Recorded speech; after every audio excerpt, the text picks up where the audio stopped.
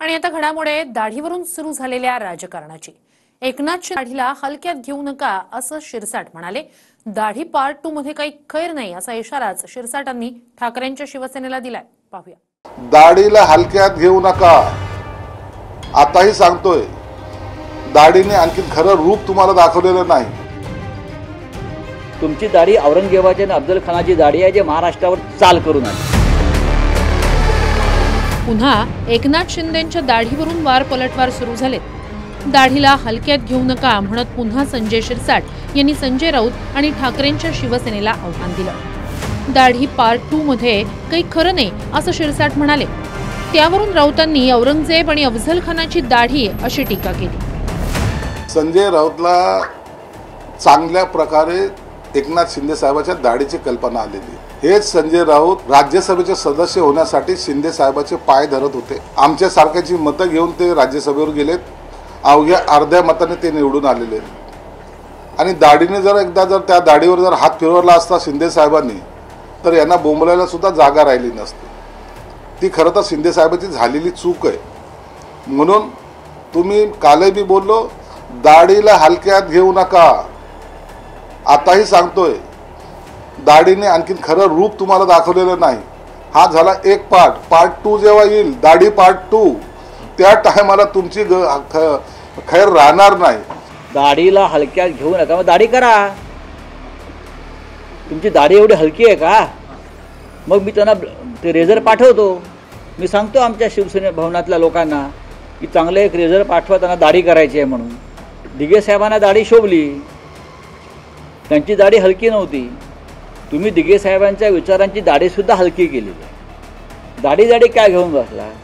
हां, दाढी फक्त छत्रपती शिवाजी महाराजांनाच शोभली, बाकीच्या दाढ्या औरंगजेबाला होत्या। तुमची दाढी औरंगजेबाची आणि अफजल खानाची दाढी आहे, जे महाराष्ट्रावर चाल करून आली।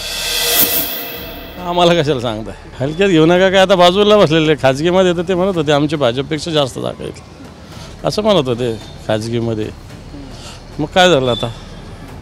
भारतीय जनता पार्टीने मेजॉरिटी झाली ना, काय करणार तुम्ही? जर भारतीय जनता पार्टी आता जवळपास पूर्ण मेजॉरिटी भारतीय जनता पार्टी, त्यामुळे कोण काय करू शकत? काय कोणी करू शकत? दाढीवरून प्रचारातही उद्धव ठाकरे आणि एकनाथ शिंदे आमनेसामने आले होते। दाढीवरून टीका करणाऱ्या ठाकरेंना शिंदेंनी याच दाढीनं महाविकास आघाडी खड्ड्यात घातल्याचं प्रत्युत्तर दिलं होतं। वाटेल ते करतायत आणि नुसतं शिवप्रेमाचं नाटक करतायत।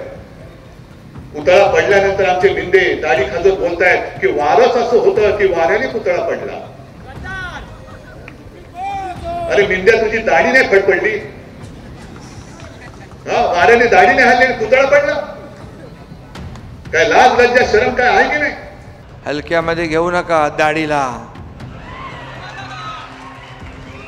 दाढीने तुमची महाविकास आघाडी खड्ड्यात घालण्याचं काम केलं आहे आणि चालू सरकार टांगा पलटी घोडे फरार। त्याला डेअरिंग लागते, त्याला धाडस लागतं। संजय शिरसाट यांनी दाढी पार्ट 2 म्हणत ठाकरे गटाला अलर्ट दिलाय।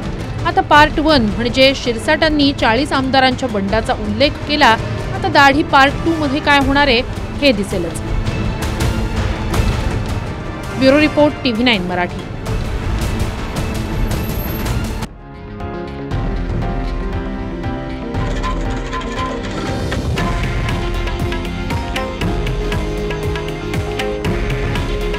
हे आहे देशातील नंबर 1 न्यूज नेटवर्क आणि आपण पाहत आहात TV9 मराठी।